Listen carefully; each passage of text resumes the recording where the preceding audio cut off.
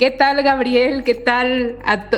Mucho gusto en saludarlos a todos. Estoy muy contenta de compartir con ustedes un capítulo más de este podcast, afortunadamente con Valeria Arellano, una innovación de este año. Y la verdad es que he tenido invitados de súper alto nivel y el día de hoy es precisamente alguien muy especial en la Secretaría de Educación, el licenciado Gabriel Espinosa, delegado de la región suroeste, delegado de Educación en la región suroeste. Bienvenido, licenciado Gabriel. Vamos a platicar un poco de lo que él ya ha hecho desde hace años en temas de educación financiera, para que sepamos que sí se está dando educación financiera en algunas escuelas y cómo se ha ido adaptando también a la nueva normalidad, ¿no? Durante la pandemia y a la nueva normalidad. Bienvenido, licenciado. Valeria, qué gusto saludarte. Muchísimas gracias por la invitación.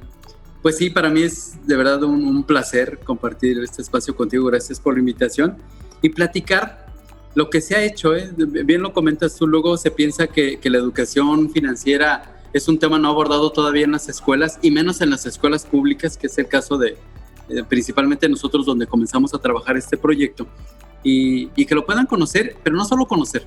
Me parece que es importante que si a alguien le hace sentido, lo pueda replicar. Ya cuando les platiquemos cómo lo hicimos se van a dar cuenta que no es nada del otro mundo, con resultados extraordinarios, pero con esfuerzos muy cotidianos, y eso me parece que tiene una relevancia adicional. Es una conversación padrísima entre una emprendedora y un delegado de educación, que seguramente la mayoría de las personas que nos escuchan no tienen ni idea qué significa un delegado de educación, pero que en esta sinergia ahora le voy a pedir al licenciado que se presente y que nos explique un poco de esta estructura de la que todos participamos finalmente, pero ha sido una sinergia muy padre, muy innovadora, porque precisamente un emprendimiento que puede avanzar rápido, yo lo platico mucho con mis alumnos de emprendimiento, un emprendimiento pequeño puede avanzar más rápido y puede hacer cambios y puede hacer pruebas. Y un organismo grande, como puede ser una empresa grande, en este caso la Secretaría de Educación, ¿no?, que es grande, pues para hacer un cambio necesitas mover muchísimos elementos. Entonces es difícil que en estructuras grandes se dé innovación de la noche a la mañana. Sin embargo, este ejemplo nos puede servir a muchos para saber cómo se puede ir implementando y estos cambios, sobre todo ahora con la nueva normalidad. Todos tenemos que innovar, todos. Entonces, pues creo que puede ser útil en muchísimos sentidos. Así que, licenciado, ¿nos podría platicar, a ver, qué es un delegado de educación? ¿Y qué se come esto de la delegación regional? Bueno, yo les platico que la delegación regional forma parte de la estructura de la Secretaría de Educación, que a su vez forma parte de la estructura de gobierno del Estado de Guanajuato. El señor gobernador encabeza el esfuerzo de todo gobierno. La Secretaría de Educación, para poder atender el sistema educativo, está dividido en 8 regiones el Estado de Guanajuato. En mi caso me toca trabajar en la región suroeste, encabezar los esfuerzos de la región suroeste, que abarca 6 municipios: Irapuato, Pueblo Nuevo, Guanímaro, Abasolo, Pénjamo y Cuerámaro. Como referencia para los que están más allá de las fronteras del estado, en Pénjamo es en donde nace don Miguel Hidalgo y Costilla, el padre de la patria. Ahí lo tenemos. Nada más y nada menos. Nada más, digo, así como para abrir boca. Trabajamos casi con 200,000 alumnos en 1,614 escuelas y aproximadamente son 7,700 maestros los que están a nuestro cargo en todas las escuelas de la región. Entonces, este es como en números el tamaño de la delegación regional. Reitero, dependemos de la Secretaría de Educación, encabezada por el maestro Jorge Hernández. 7,000 maestros a cargo de ¿cuántos alumnos, Gabriel? Casi 200,000 alumnos. 200,000 alumnos. Y solamente es una delegación de 8 del estado de Guanajuato. Cada estado se divide en diferentes delegaciones, en diferente número de delegaciones, Gabriel. Lo que pasa es que cada estado tiene como su propia estructura. Hay algunos estados que tienen un modelo muy similar al nuestro, donde están divididos territorialmente. Hay otros que están divididos por nivel. Fíjate, hay estados en donde en lugar de hablar de una delegación que atiende todos los niveles en una región, más bien dicen, hay un responsable de primarias, hay otro responsable de preescolar, hay otro responsable de secundaria y sucesivamente. Entonces, en el caso de la región, del estado, y que me parece que es un modelo muy afortunado, es que nos permite en este esquema territorial combinar esfuerzos de diferentes niveles al mismo tiempo, como lo vamos a ver en el caso específico de Afortunadamente. Es impresionante el alcance que puede tener y la magnitud, o sea, para que dimensionemos cuántos alumnos, cuántos niños están ahorita en las escuelas y cómo a través de una buena estrategia pues se puede llegar a todos ellos, ¿no? Quiero platicarles brevemente antes de que entremos de lleno al tema de cómo le hicimos, cómo nos conocimos, ¿no? ¿Cómo nos conocimos? Ustedes saben que el primer año yo participé en un concurso en Canadá, eran 3 rondas, en la segunda iba a primer lugar, siempre lo cuento, bueno, muchas veces lo cuento, primera ronda, primer lugar, segunda ronda, primer lugar, y entonces para pasar a la final me dicen, para que ganes la final, necesitas demostrar que tienes capacidad de producción masiva, difusión masiva y distribución masiva. Y yo dije, Dios, o sea, ¿cómo hago eso? Y entonces, pues, tal cual lo puse en mi Facebook, oigan, estoy en este concurso en Canadá y me estén pidiendo esto. Si alguien sabe quién me puede ayudar, pues estaría fenomenal, ¿no? Y entonces así, entre el contacto, llegué a conocer a Gabriel. Nos conocimos ¿en dónde nos conocimos, Gabriel? En unos tacos. En una taquería. Exactamente, en un puesto de tacos nos conocimos. También muy afortunado, y esto lo cuento, digo, como anécdota, pero también para que se den cuenta de las herramientas que usé. Facebook, que seguramente todo mundo tiene, y si no tienes lo puedes abrir, o sea, no te cuesta nada, y un puesto de tacos, o sea, ni siquiera fue, no sé, una gran oficina, ¿no? En una ciudad que ni siquiera era la mía, así que sí se puede hacer, y sí, cuando te encuentras con las personas indicadas, pues surgen nuevas sinergias y oportunidades. Cuéntales, si quieres tú ahí, ¿cómo fue el encuentro, Gabriel? ¿Qué impresión tuviste? Pues era como conocer un proyecto del que sabía poco, pero que me hacía mucho sentido ver qué pudiera beneficiar a nuestros niños y niñas. Luego ha sido como un poco la lógica de un servidor y de la propia Secretaría de Educación, estar permanentemente buscando alianzas y permanentemente buscando cosas nuevas que llevar a las escuelas. Entonces, cuando a mí una amiga común me comenta de tu caso, ¿sí? Dije, vale la pena, yo creo que vale la pena ir y conocer. Y mira, si no aplica, pues no aplicó, o sea, despegado estaba. Sí, sí. Y fue conocerte, de entrada ver a una Valeria apasionada con su proyecto, o sea, que me parece que ese es un factor determinante en la venta de los proyectos, el tener pasión por lo que haces. Y cuando me comienzas a platicar, tú lo empiezas a ver en términos de educación financiera, y yo lo empiezo a ver en términos de valores, sí, y de desarrollo de competencias blandas en los alumnos. Y es como empezamos a ver. Yo recuerdo que salí con mi primer juego que después desapareció. Que me acuerdo que te decía, oye, ¿traes como para que me vendas uno? Y te hizo raro. Le dije, sí, yo lo quiero probar. O sea, si yo compro el juego, lo quiero probar en mi casa y saber que efectivamente tiene sentido, ¿sí? Que ya platicaré cómo lo fuimos probando con diferentes actores, pero en esa taquería, que recuerdo que iba con mi hijo Diego, además era un sábado. Ustedes dirán, bueno, ¿y por qué no la recibí en la oficina? Era un sábado en donde había como el margen de que ella venía a Irapuato, y le dije yo a mi chiquillo, oye, vámonos, ¿me acompañas? Nos fuimos a la taquería, salí con mi juego, y así es como nace esta alianza que a partir de los días, las semanas, los meses, y hoy me atrevo a decir de los años, nos ha permitido ir amarrando cosas de manera permanente. Exactamente, para que se ubiquen en el tiempo, esto fue como septiembre de 2018 más o menos, entre agosto y septiembre de 2018, justo cuando yo iba empezando, o sea, fue 10 meses después de que afortunadamente nació, ¿no?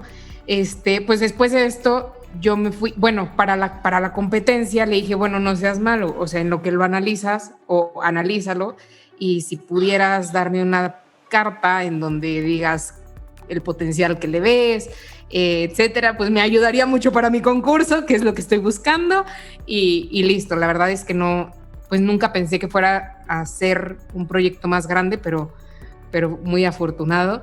Me fui al concurso, sí me dio mi carta, creo que fue pues casi cuando me iba a Canadá a la final, me dio mi carta y me acuerdo muy bien que justo antes en Canadá estuvimos una semana y la final pues era el último día.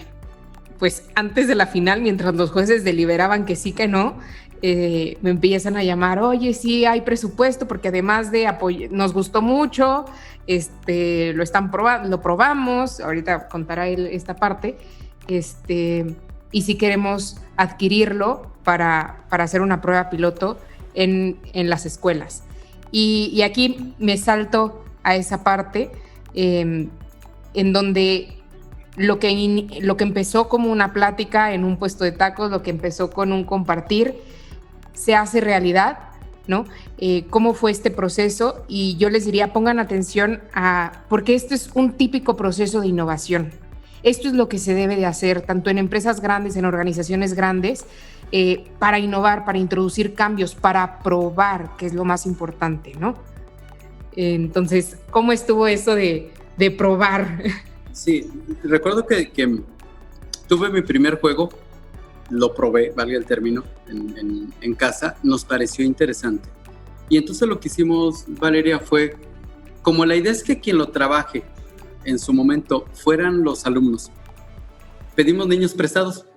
Fuimos a una escuela que nos prestara niños, vinieron los niños, les presentamos el juego, les dimos de manera muy genérica las reglas, porque además ese es un elemento interesante.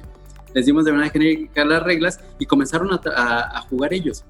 Yo soy un convencido, Valeria, de que la educación no tiene que ser dolorosa. ¿A qué me refiero?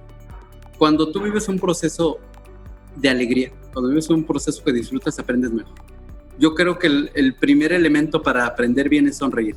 Entonces veías a los niños divertidísimos. Recuerdo que teníamos a las mamás fuera del espacio en donde ellos estaban jugando, y las mamás ya urgidas porque ya se tenían que ir, y los niños jugando y no querían parar con el juego. Entonces lo probamos con los niños, nos dio buen resultado. Nos dimos cuenta que pudiera ser un instrumento pedagógico muy fuerte en las escuelas. Luego dijimos, a ver, ya lo probamos con los alumnos, vamos a probarlo con los maestros. Invitamos a un grupo de maestros, los ponemos a jugar y se divierten.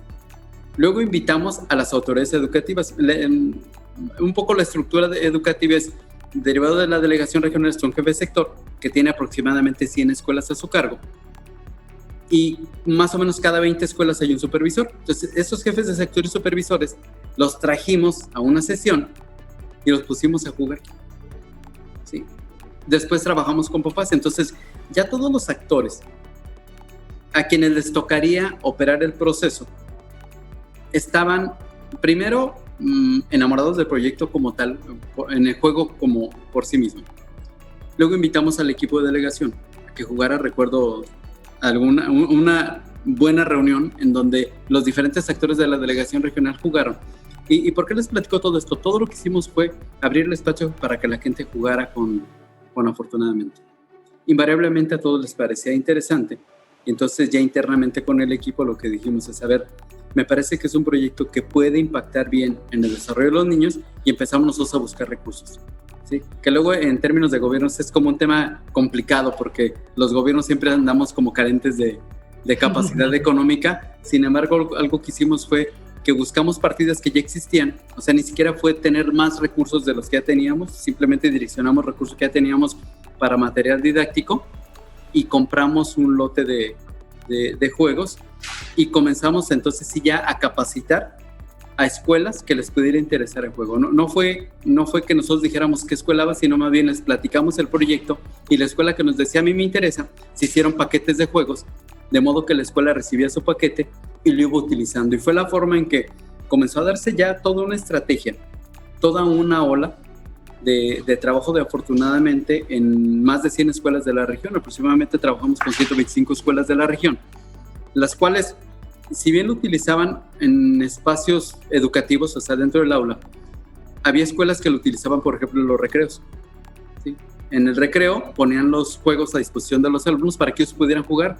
Había escuelas que se lo prestaban a las familias, el propio padre de familia decía, oye, yo me lo quiero llevar el fin de semana para jugar, y se convirtió como una herramienta muy, muy familiar, pero también como una herramienta muy útil. Ahora, yo les comentaba hace un momento que si bien, Valeria, tú lo pensabas en términos de desarrollo en la parte de educación financiera, nosotros nos dimos cuenta que ya jugando, afortunadamente, desarrollabas valores, desarrollabas competencias blandas, desarrollabas toma de decisiones, pero algo muy importante, desarrollabas valores y fortalecías proyecto de vida. O sea, el que un niño esté tomando decisiones que impacten en la siguiente casilla, o en términos de todo el juego, y lo trasladas a su vida cotidiana, le vas dando la posibilidad de que vaya entendiendo que cada decisión que toma va a impactar en su futuro. Entonces, ya no era solamente la parte de educación financiera, que es muy valioso porque tiene elementos muy claves que van familiarizando al niño con elementos financieros, sino además íbamos dándonos cuenta que las escuelas que operaban este proyecto eran escuelas que, por ejemplo, la incidencia de casos de violencia iba a la baja. La convivencia de los alumnos iba a la alza, los alumnos comenzaban a mejorar indicadores educativos, a lo mejor de calificaciones, de desempeño, los papás empezaban a involucrar más, entonces se convirtió como un eje articulador de muchos esfuerzos en las escuelas. Fue como lo fuimos trabajando y reitero, no fue buscar más recursos, simplemente fue con lo que ya contábamos poderlo hacer, pero fue mucha voluntad. Además, por eso es que les digo que no fue tanto como decir nosotros queremos esas 100 escuelas, porque originalmente eran 100 escuelas. Queremos esas 100 escuelas, sino más bien les presentamos el proyecto, jugaron el proyecto con el juego y solitos dijeron, a mí sí me interesa. Y esas escuelas que operaron y que hoy siguen operando afortunadamente, pues lo hicieron más bien como una iniciativa propia. Déjenme decirles que esta prueba no fue fácil. Antes de lograr esto, pues también, oigan, yo tuve examen en Canadá y yo tuve examen aquí con el equipo de Gabriel. A ver, la estructura está el delegado, abajo están los jefes de sector. Sí. Los jefes de sector, abajo de los jefes de sector están los supervisores y abajo de los supervisores ya están los directores de colegio, de escuela. Sí. ¿Sí es así? Sí, correcto. Ok. Se los cuento así porque me puso examen con cada uno de ellos y casi que me dice, si ellos no, o sea, qué bueno que a los niños les gustó, pero si ellos, que además son personas con toda la experiencia del mundo en educación, si ellos no lo aprueban, no va. Entonces ya me veía yo jugando con ellos, ¿verdad? Porque así fue la forma de probarlo. A ver, vamos a jugar. Y entonces tuvimos ahí varias sesiones con jefes de sector, con supervisores, que son personas que tienen casi lo que yo tengo de edad dando clases, ¿no? O sea, en el sistema educativo. Entonces, imagínense, pues claro que me imponía muchísimo, ¿no? Y los veíamos, pero fue una experiencia muy, muy padre, pues cómo entraban, ¿no? Muy analíticos, muy a la sesión, ¿no? O sea, muy a lo que venían, pues su reunión convocada por el delegado, algunos con pendientes, como todos cuando tenemos juntas, ¿no? Con pendientes que dices, híjole, estoy dejando esto, tengo pendientes acá. Y después de 2 horas, ¿no? De juego y diversión, bueno, aquello parecía, todo el mundo pasaba, volteaba y decía, ¿qué están haciendo, no? O sea, gente gritando, carcajeándose, echando porras, aplaudiendo, porque pues la dinámica del juego, ¿no? Creo que fue algo muy acertado. Yo se lo platiqué cuando estuve en Shark Tank. Esto fue antes, fue casi, sí, fue más o menos por la etapa en la que fui con Shark Tank.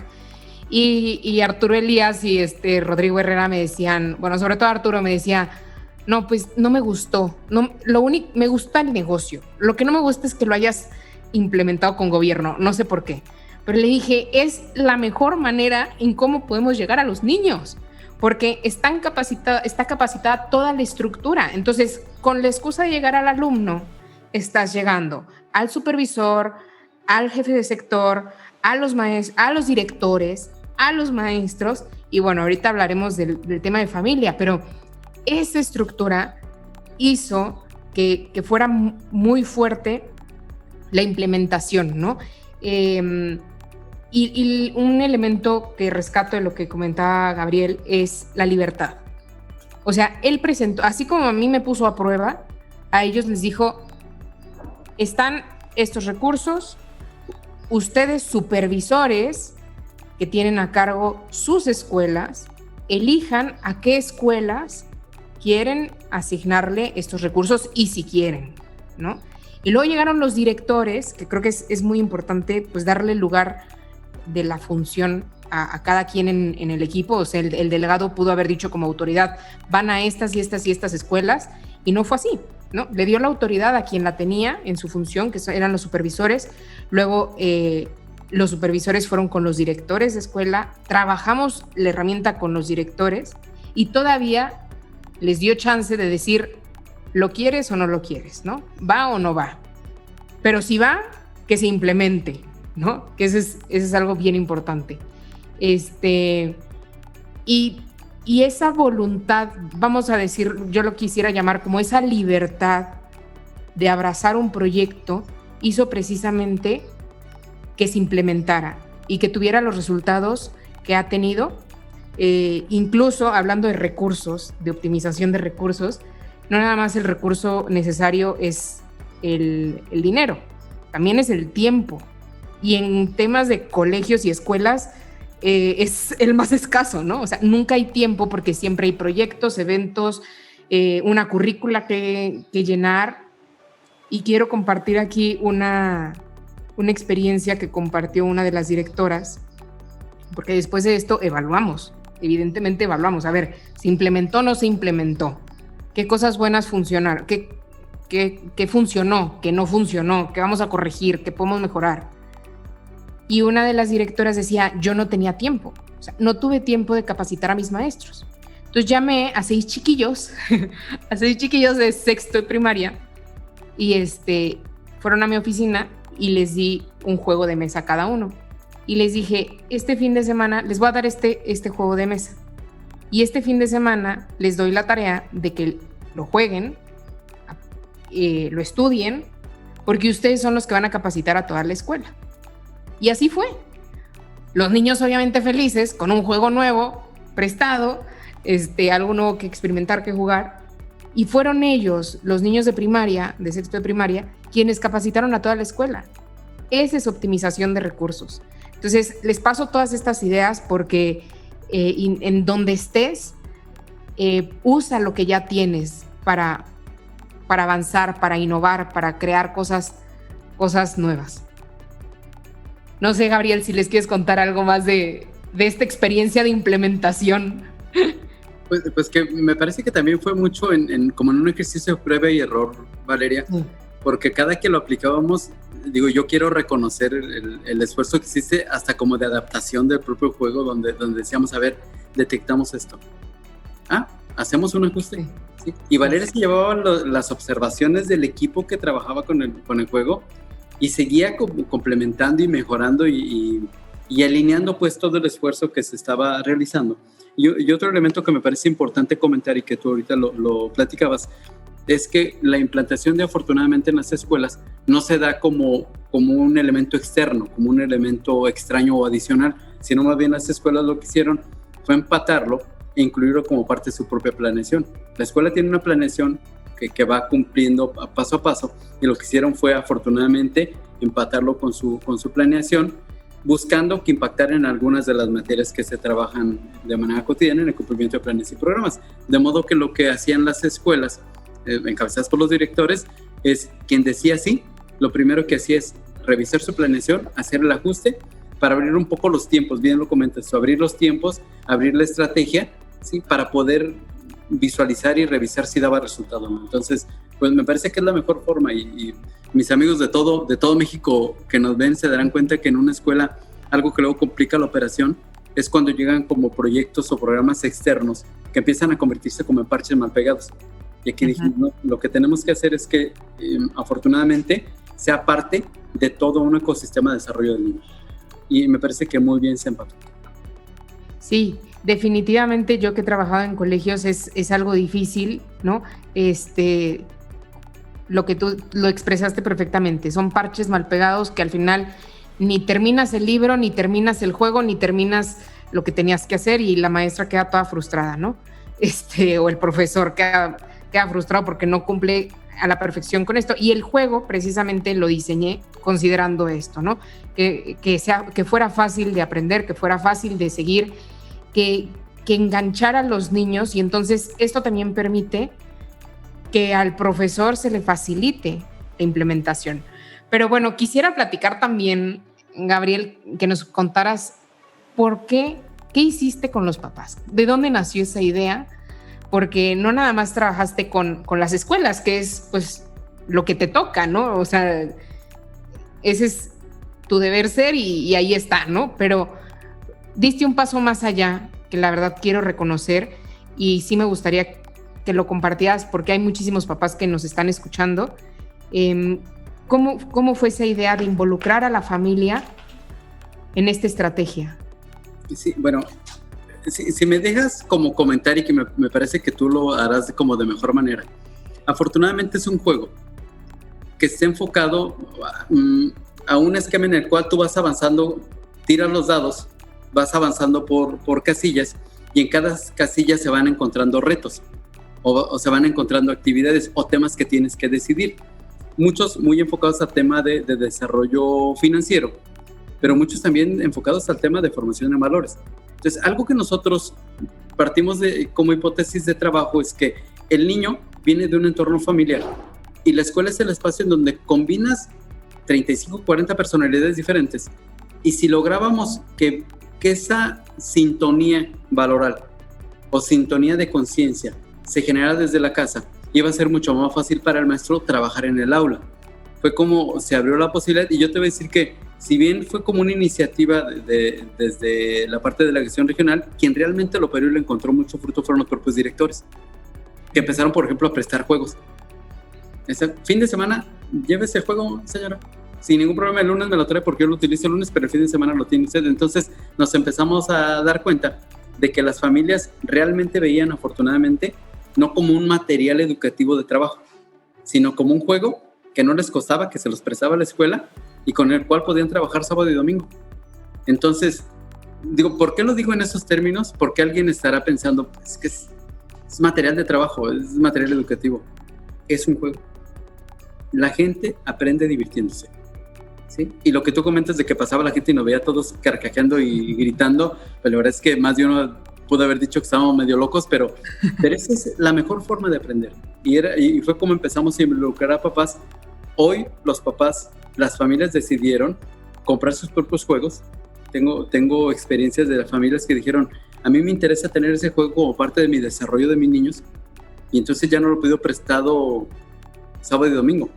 Yo voy y compro el juego, ¿sí? Yo pido mi juego y es un juego que se convierte como cualquier otro, como pudieran ser, no sé, las damas chinas, la oca o cualquier otro juego en familia, lo hacen con afortunadamente. Y que me parece que es ya trascender a que se convierte en una herramienta no solo de desarrollo educativo, sino de desarrollo familiar.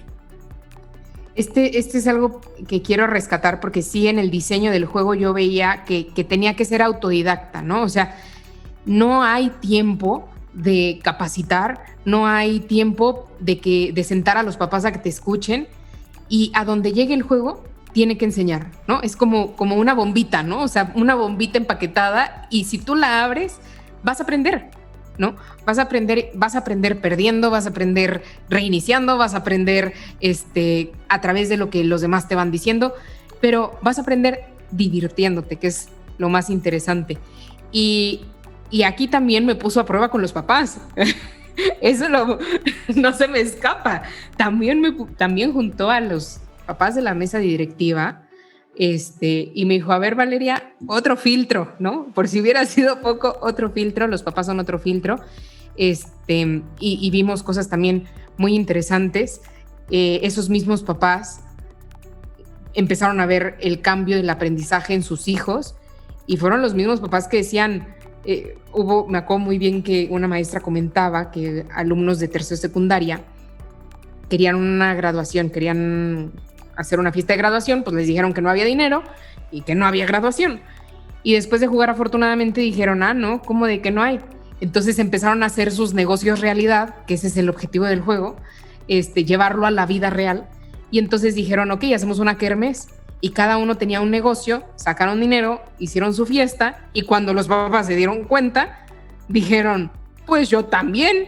Y entonces empezó este desarrollo económico, los papás empezaron a poner su negocio, que ya empezó a impactar directamente en las finanzas del hogar. Entonces es una herramienta que definitivamente ayudó, pero luego... Valeria, pero además, digo, me parece que comentas el tema de las familias y me acuerdo de las cápsulas. Exactamente. Fue como otro tema interesante, derivado de que estuvimos trabajando, que se comenzó ya a generar como toda una comunidad que estaba al pendiente de lo que pasaba afortunadamente, pues desafortunadamente nos llega la pandemia. Sí, llegó la pandemia. Viene una situación que me parece que, digo, está de más comentar lo complicado que ha resultado para todas las familias. Y entonces la gente seguía pidiendo qué hacíamos con afortunadamente, y vino la iniciativa de Valeria de hacer cápsulas que me parece que era como una muy buena oportunidad para que las familias, dentro de toda la complicación económica que me parece que muchas familias vivieron y vivimos, sí, eran como pequeños elementos para que no les fuera tan mal y no fuera tan difícil transitar esta etapa de crisis. Definitivamente, bueno, la iniciativa de Valeria, yo siento que fue más, fue un empujón de Gabriel. No sé si oye, ¿y qué más hacemos, no? Y hazte cápsulas, hice unas cápsulas y yo, no, pero es que las cápsulas, pero es que YouTube y yo, las redes sociales y yo no somos amigos y entonces, pero bueno, estaba la necesidad y la verdad es que creo que en la pandemia todos buscamos cómo ayudar, cómo disminuir el dolor o el sufrimiento o la crisis del otro y esa fue una iniciativa. Lanzamos cápsulas de 5 o 10 minutitos, las pueden ver ahí en mi canal de YouTube, youtube.com/afortunadamente, para hablar de todo esto, ¿no? De, oye, ¿qué hago con mi dinero? ¿Qué hago con las deudas que tengo? ¿Qué hago si me recortan el sueldo? ¿Qué hago si me cerraron el negocio?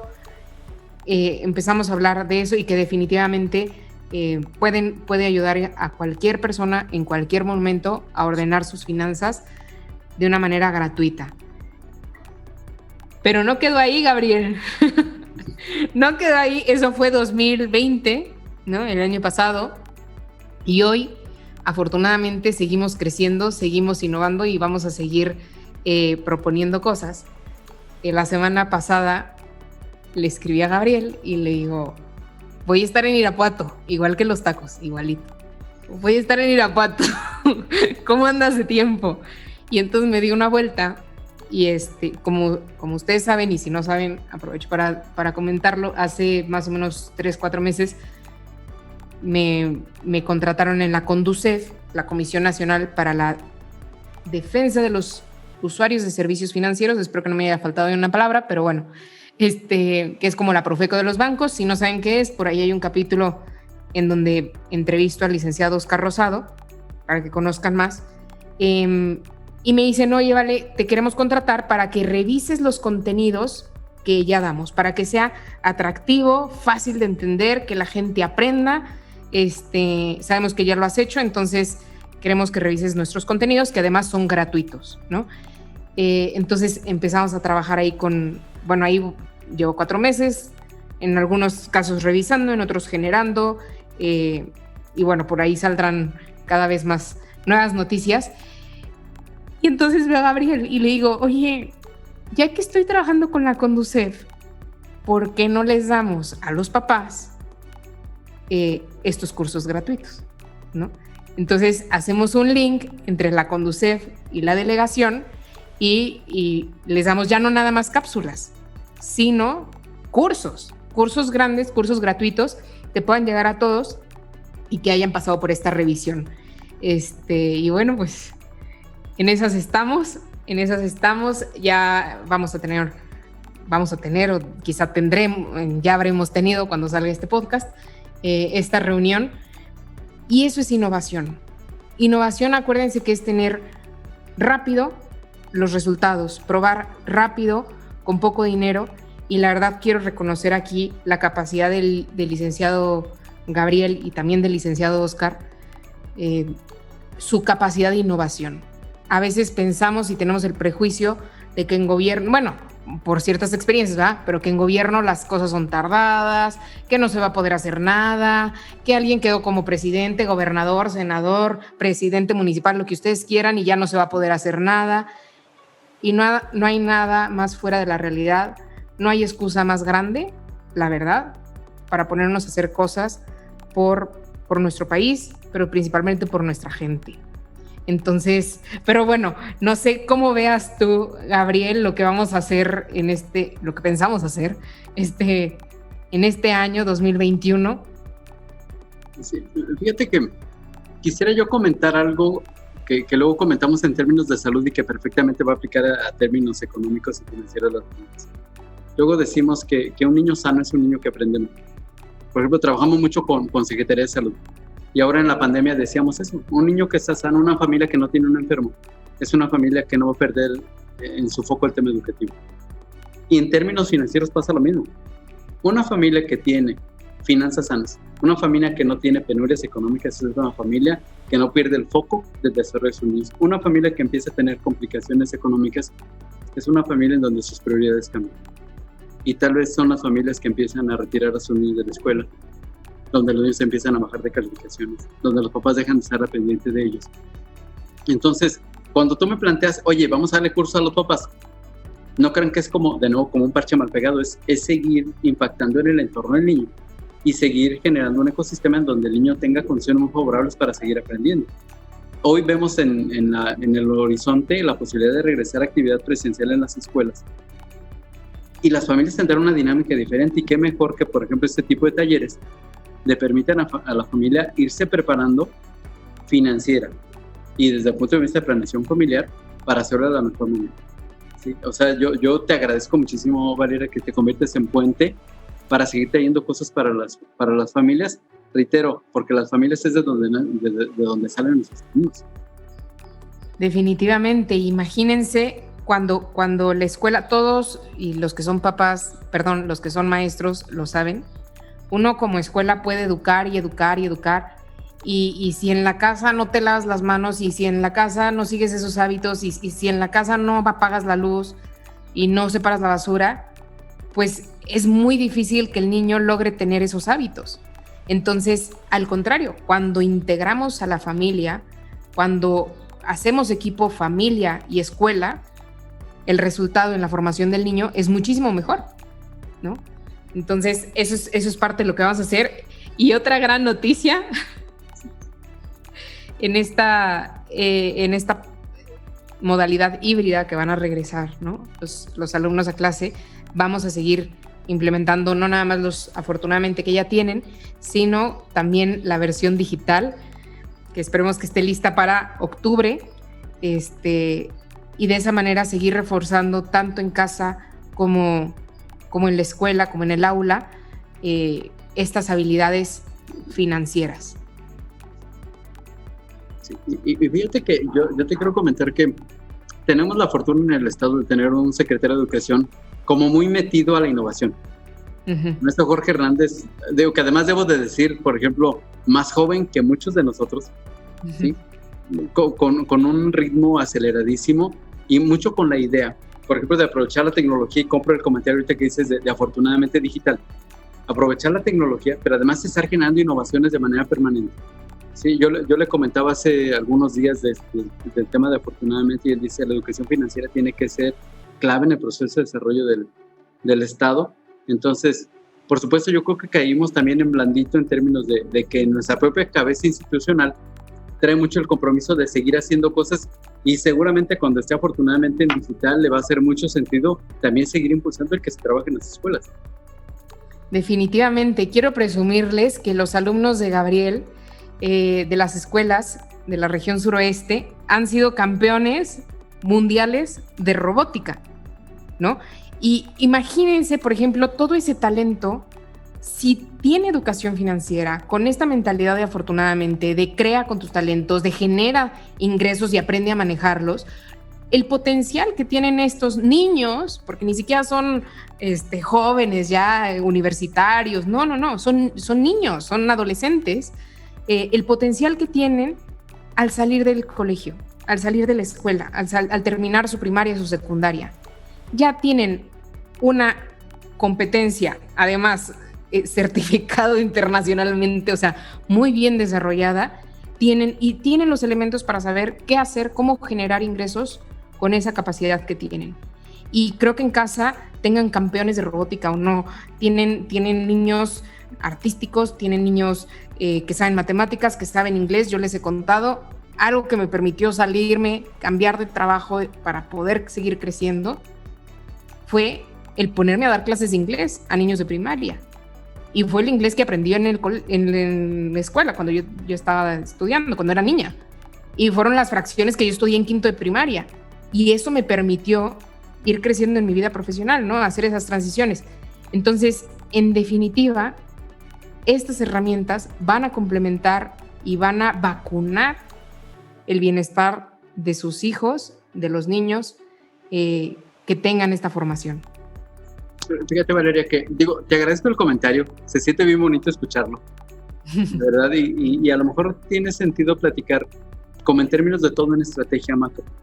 Sí, efectivamente tenemos 4 años teniendo los campeones nacionales de robótica a nivel secundario y han ido a representar a México a China. Y hay un evento mundial de robótica en China, les ha tocado irse a alumnos de esta región, que debo de decir, de escuelas públicas, ¿sí? Algunos de ellos de comunidades rurales, les ha tocado irse. ¿Y qué tiene que ver lo que pasa en robótica con lo que pasa afortunadamente y lo que pasa con otros proyectos? Lo que pensamos es que el niño tiene que tener un desarrollo muy integral, ¿sí? Un niño, para ser bueno en robótica, tiene que tener buenos elementos de competencias blandas, ese liderazgo, toma de decisiones, comunicación, ¿sí? Asunción de riesgos. Y con proyectos como afortunadamente van desarrollando ese tipo de habilidades. O sea, un niño puede ser muy bueno manejando la tecnología, pero si se enfrenta a un entorno de mucho estrés y no lo sabe administrar, no va a ser el esfuerzo que hizo en la parte técnica.